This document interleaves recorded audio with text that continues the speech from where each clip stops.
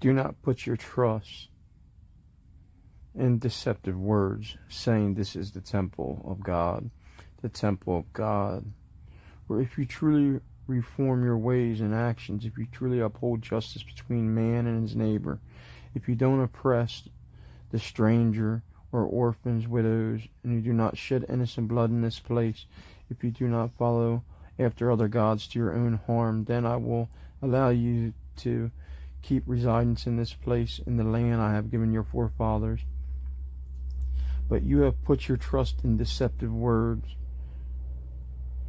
It will bring absolutely no benefit. You can steal, murder, commit adultery, swear falsely, make sacrifices to Baal, and follow after other gods, and you have not known. Then come and stand before me in this house that bears my name, saying, we can be saved despite your doings and your abominational things. Has this house that bears my name become a den of thieves in your eyes? Here I have seen it for myself, declares the Lord. However, go now to the place of the past on which they did the same things, and learn what these things mean. But keep on doing all the things I declared to you, even though I spoke to you again and again, and yet you did not listen. I keep calling you, but you do not answer, so I will do to this house that bears my name, in which you are trusting, and to this place which is my temple I have given you and your forefathers. I will throw you out in my sight, just as I thrown out your brothers and descendants. As for you, do not pray on behalf of these people. Do not cry for them or plead for them, for I will not listen to you. Don't you see that they are doing in the cities of Judea, and come to this place of Jerusalem? The sons gather wood, the fathers gather light and for fire, and the wives make sacrificial cakes to the Queen of Heaven, and they pour out their drink offerings to their gods to offer me. But I am the one to whom they are hurting, declares the Lord. It is not they themselves, to their own shame. Therefore, this is what the sovereign Lord of Jehovah says. Look, my anger and my wrath will be poured upon this place, upon man and beast, on the trees of the field, which is the world, and the fruit of the ground, and it will burn and not be extinguished. This is what the Lord says to the heavenly hosts. Israel, go ahead with your burnt offerings and sacrifices, and eat the flesh of yourselves, of that flesh yourselves. For on that day I brought your forefathers out of the land of Egypt. I did not speak with them or command them concerning burnt offerings and sacrifices. It was not I, but I did give them a command: obey my voice, and I will be your God, and you will be my people. You must walk after all the ways I command you, so that it may go well with you. But they did not listen, nor gave me their ear. Instead, they walked after their own evil hearts. They went backwards other than forward. From that day your forefathers came out of the land of Egypt unto this day. So I kept sending the prophets to you, sending them each day, month, year, and again, but they refused to listen to me. But they would not give me their ear. Instead, they are stubborn.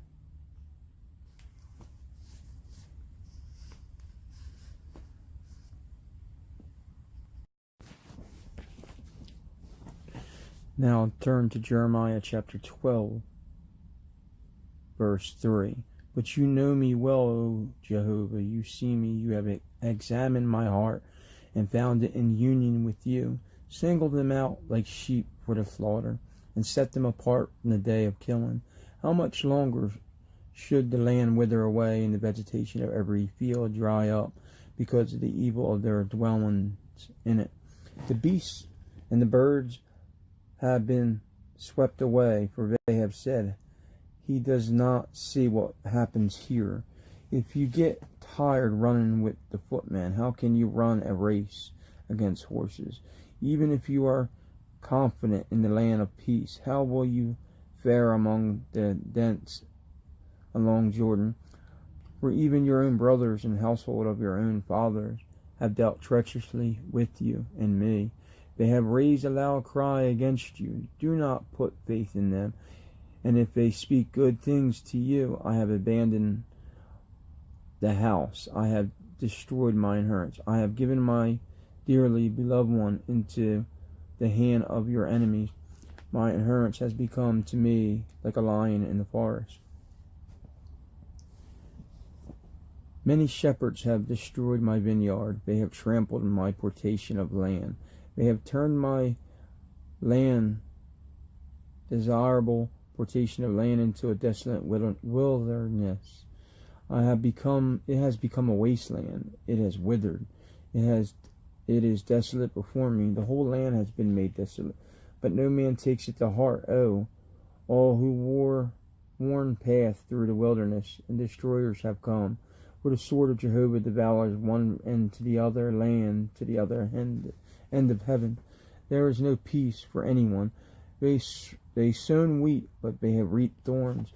They have worn themselves out, but not to benefit. They will be ashamed at their own product because of the burning anger of Jehovah. This is what Jehovah says against the wicked neighbors who have touched the inheritance that I cause my people Israel to possess. Here I am uprooting them from the land. I will uproot the house of Judea with them. But after I uproot them, I will again show mercy on them and bring each of them back to the land. And if they make sure to learn the ways of the people and swear by my name, surely as Jehovah is alive, just as they taught my people to swear by Baal, they will then be built up among my people. But if they refuse to obey, I will uproot that nation, uproot and destroy it, declares Jehovah. So we see that God will avenge the innocent, not the wicked. The wicked will never change their hearts. They're misled by religion. So we have to pray that God will bring them out of Egypt, which is globally among the world. This is God's new covenant to his people, his mercy, his love. To the true people, very few who find it and walk in the way of the Lord. There'll be few laborers in the harvest of the field. God bless you guys. Have a good day.